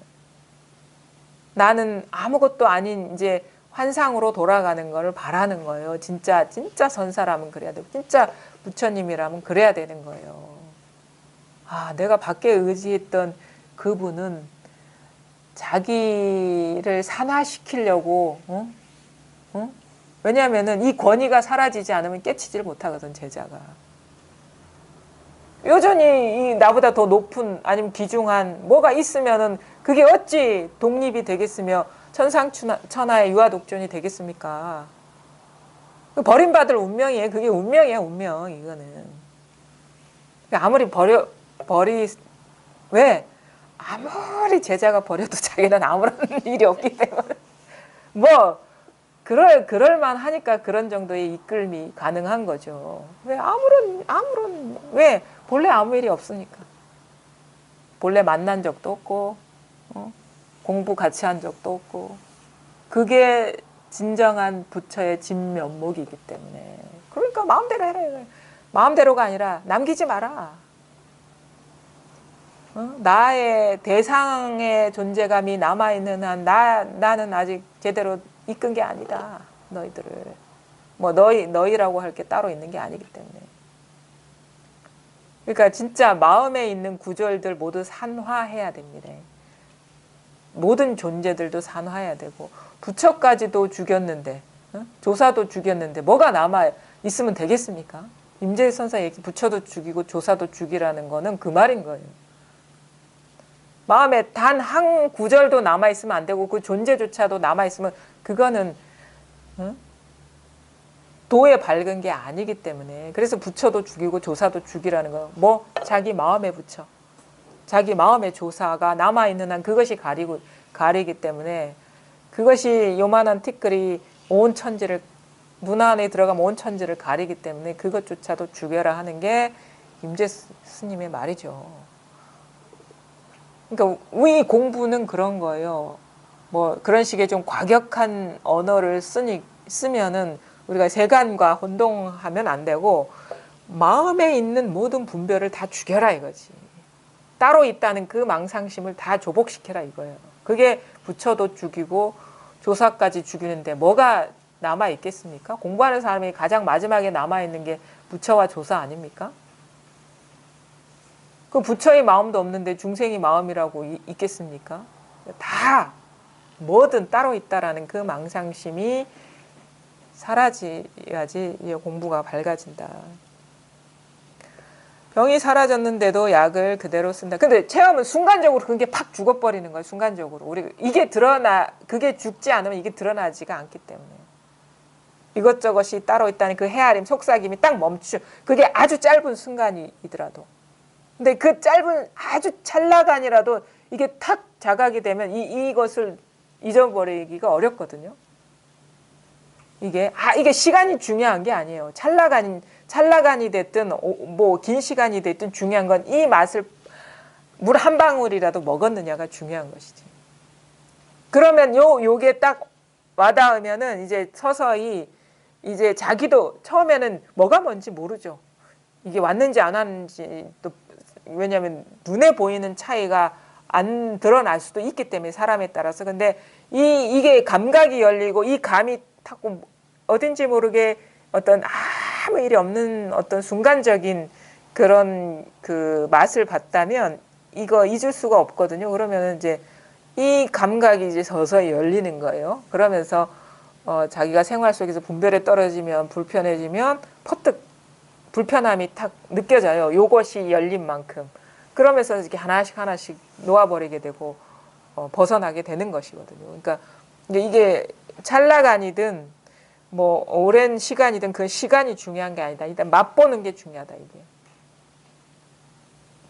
그러한 병은 더 큰 병입니다. 하나는 집어들고 하나는 내려놓으니 어느 때에 끝마치겠습니까? 왜 큰 병이냐? 고요함은 우리가 좋아하는 거기 때문에 놓아버리기가 어려워요.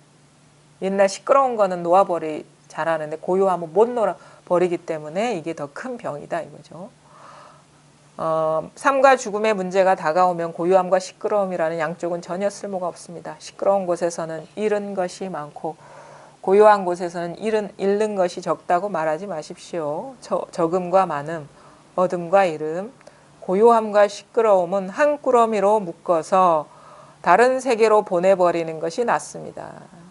다 마음에 두지 마라. 고요하다고 의미 두지 말고 시끄럽다고 막 발버둥 쳐서 도망가려고 하지 말고 얻었다고 해서 좋아하지 말고 잃었다고 해서 슬퍼하지 말고 고요했다고 해서 공부가 된다고 착각하지 말고 그쪽으로 가려고도 하지 말고 시끄럽다고 해서 공부가 안 된다고 착각하지도 말고 버리려고도 하지 말고 한 꾸러미로 묶어서 다른 세계로 보낼 수 없습니다. 단지 무심할 수 있어요.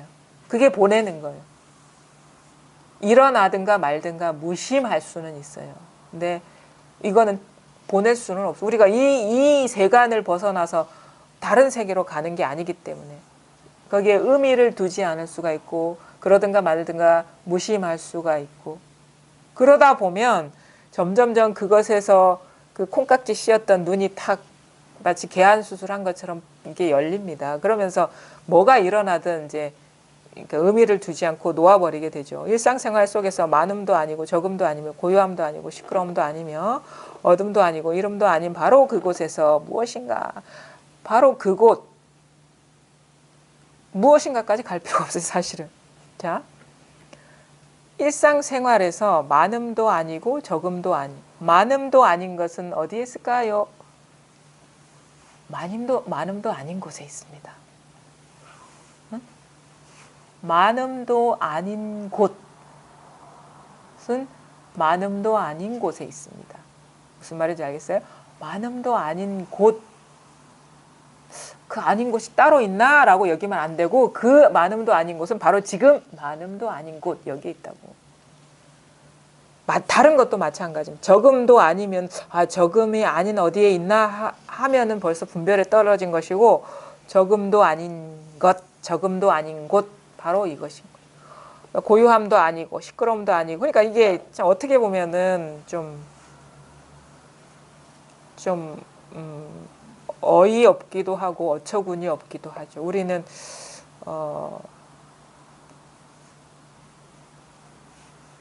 지금 너무 시끄러운데 시끄럽지 않은 곳이 어디일까? 그걸 찾아야지 라는 이런 생각에 떨어져서 찾으려고 하는 것이 분별에 떨어진 것이고, 지금 너무 시끄러운데 하는 것이 시끄럽지 않은 곳이에요. 여기가.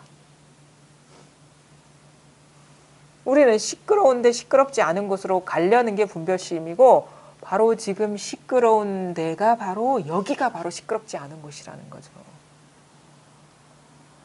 언제 딱딱딱딱 다 들어맞아 있어요. 단 오차 없이. 딱딱딱딱 그것이 법이 자리인 것이지 따로 법이 자리가 있지 않다라는 거죠. 그래서 이게 넘치지도 않고 부족하지도 않고 항상 모든 경계와 하나로서, 모든 물결과 하나로서 물인 것이다. 그러니까 지금 취할 것도 없고 버릴 것도 없어요. 그래서 법안이 밝아지면 취하려는 마음, 버리려는 마음이 이제 잦아들어요. 안 밝아지면 따로 있다고 여기면 여전히 취하고 버리는데 빠져있고.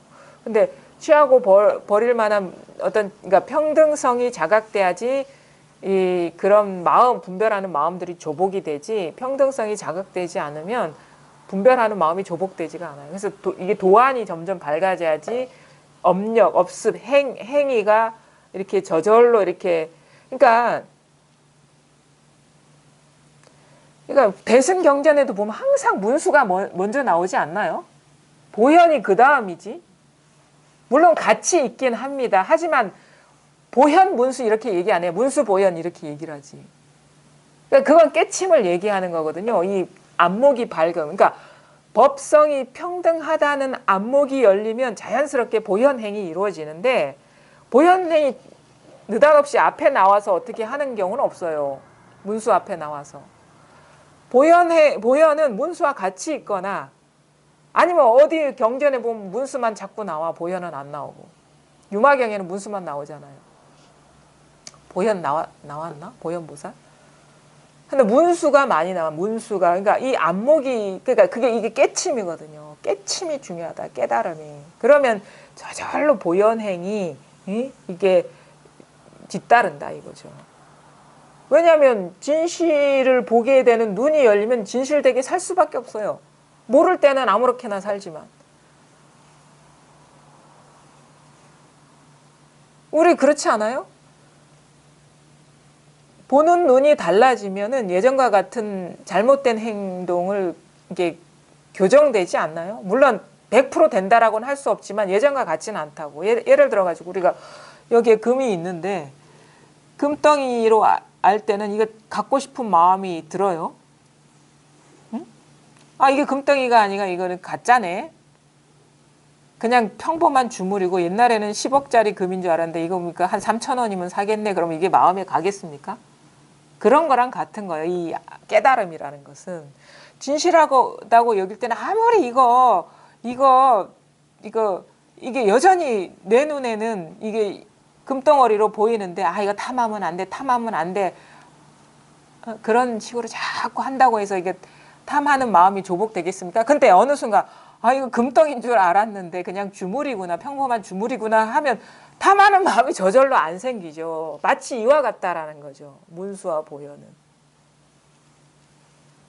그러니까 지혜가 열려야지 아 이게 진실한 게 아니라 생각이고 망상이구나, 분별 망상이구나라는 걸 보면은 물론 습관성이 나와서 순간적으로 탁 돌아보면 금인 줄 알다가 아니네 하면서 순간적으로 속을 때는 욱 하려다가 아니네 하면은 놓아버리잖아. 이런 식의 전환이 오지. 찰나적으로 볼 때나 계속 볼 때나 금덩어리면 탐내면 안 돼, 탐내면 안 돼 한다고 해서 이게 탐이 안 나겠습니까? 행이 원만하게 안 된다고. 그러니까 이제 깨침이 중요하다는 거예요. 수행이 중요한 게 아니라. 오히려 깨달으면 수행은 절로 가는 맛이 있는데. 근데 깨치지 않으면 이게 항복이 안 돼. 잘 안 돼. 각고의 노력, 피나는 노력을 해도 이렇게 한 발 뜨기가 어려운데 깨치고 나면 두 걸음, 세 걸음 팍팍 뛴다고요. 그건 단지 습관성의 조복인데 이 깨치기 전에 이 수행이라는 건 습관성이 조복이 아니에요. 억지로 누르는 것이지. 왜 여전히 내 눈엔 금덩이로 보이는데 탐하면 안 되라고 누르는 거잖아요. 마치 그 차이와 같다는 거죠. 이 공부의 효율이라는 것이. 나는 이게 맞다고 보거든요. 깨달음이 먼저라고 봐요. 깨달음이. 그러면 자연스러운 공부가 되는 거예요. 근데 진짜 막 장자불화를 하고 각고의 노력을 해서 뭔가 이렇게 덜어지지 않는 바가 없다라고 얘기할 수는 없어요. 근데 진짜 막 장자불화하고 각고의 노력을 해서 깨닫지 못한 상태에 수행해서 몇십 년을 한 거와 진짜 깨닫고 나서 5년, 10년 한 거는 아마 다르다고 봅니다. 저는. 훅훅 벗어나. 왜? 단지 습관성에서 벗어나는 것이거든요. 예전에는 진실을 떼두고 여겼는데 알고 보니까 진실된 게 아니네. 그러니까 사실은 이게 10억 1억짜리 금이라고 칩시다. 근데 진짜 법이 분명해지면 이거는 아무런 가치가 없어지는 게 돼버려요. 공이 돼버리니까.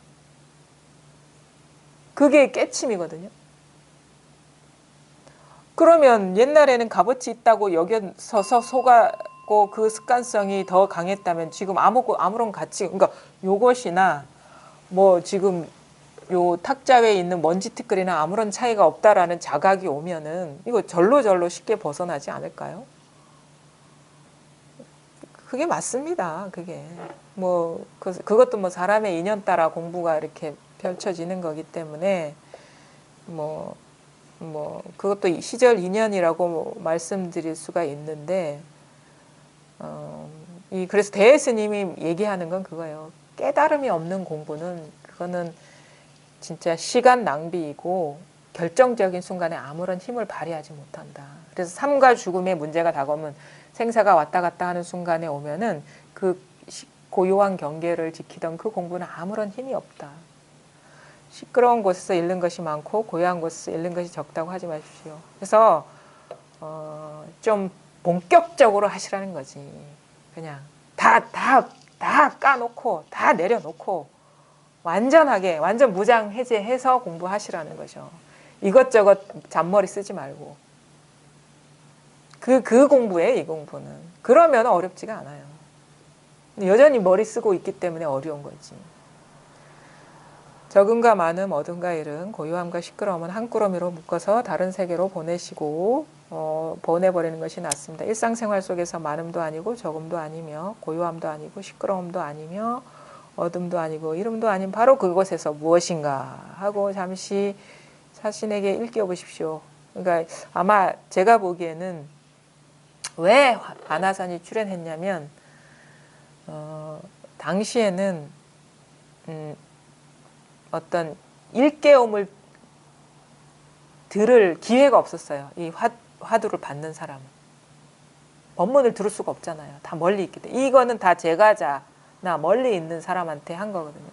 이 서장은 대체로 보면은 우리가 왜 요즘 대어록이나 아니면 다른 어록 중에서도 유독 서장을 많이 읽는 이유는 뭐냐면 세속적인 감성이 그나마 많이 묻어있기 때문에 그래요. 왜? 세속 사람들한테 보내는 편지이기 때문에, 제가자한테 보내는 편지이기 때문에 초심자한테 많이 와닿는 바가 있는 거예요. 비슷한 처지에 있는 사람들한테 공부를 가르치고 있기 때문에 눈높이에 맞춘 거거든요. 그러니까 묻는 말에 답했을 거 아닙니까? 답장이라면. 그럼 묻는 얘기는 살면서 힘든 얘기를 물었을 거란 말입니다. 세속 생활에서. 그거에 맞춰서 초점을 맞춰서. 그러니까 세속적이라는 것은 단지 출가하지 않은 그런 상태를 말하는 게 아니에요. 분별심이 여전히 치성한 사람들. 그 수준에 맞게 그분들이 궁금해하는 거에 맞게 답신을 했기 때문에 이 서장이라는 것이 많은 사람들한테 그나마 많이 읽히고, 대법어 중에서도 서장이 제일 많이 팔려요. 다른 책보다는. 대어록 중에서.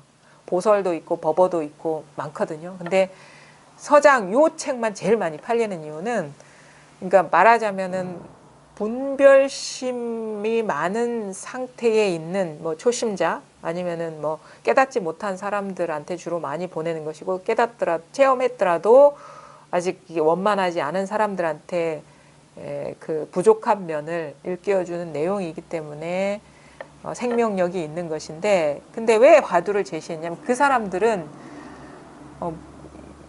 사실 이 서장이 이 편지 자체가 설법이거든요. 지금의 설법. 근데 요즘은 막 이런 게 발달돼 있기 때문에, 교통도 발달되고 이런 통신도 발달돼 있기 때문에 접할 수가 있어요. 일깨움의 말을, 그 육성을 그대로 들을 수가 있는데 이때는 들을 수 있는 기회가 없었어요. 그러니까 이제 어쩔 수 없이 분별을 쉬게 하는 방편으로서 무엇인가 이먹고 이거를 준 거예요. 근데 시대가 달라지면은 더 어떻게 보면은 더 이런 식으로 직접적으로 자극받을 수 있는, 물론 집에서도 이제 자기 생활을 하면서도 공부에 대한 어떤 그 마음 자세는 분명히 있어야 되고, 분별망상에 떨어지는, 분별을 진실하다고 여기는 그런 삶에 매몰돼서는 안 되겠지만, 그래도 아직 자기는 힘이 약하기 때문에 자기 혼자 자기를 채찍질하고 이렇게 자기 혼자 각성시키는 것보다 공부를 오래 한 사람이 직접적인 자극이, 깨어나게 하는 자극이 더 힘이 있죠. 힘이. 그래서 참여하라 하고 와서 부딪히라 하고 그러는 거거든요. 요즘에는 굳이 이런 식으로 이것이 최고의 방법이다라고 여길 필요는 없다라는 거죠.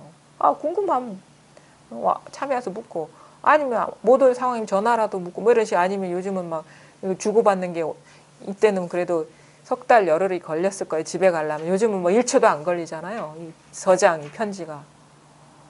그런 식으로 가나선 화두하는 게 궁극이다라기보다는 이게 태동하게 된 이유를 보면은 요즘 공부를 어떤 식으로 해야 되겠다라는 그런 자기의 어떤 그 길이 열린다는 거죠. 그래서 저는 그렇게 보고 싶습니다. 그래서 굳이 이목고까지 할 필요가 없어요. 그냥 시끄러움도 아니고 어둠도 아니고 이름도 아닌 바로 이것이다. 이거다. 아무런 글자도 아니고 종이도 아니고 뜻도 아니지만 바로 이것이다. 이게 있다. 네, 여기까지 하겠습니다.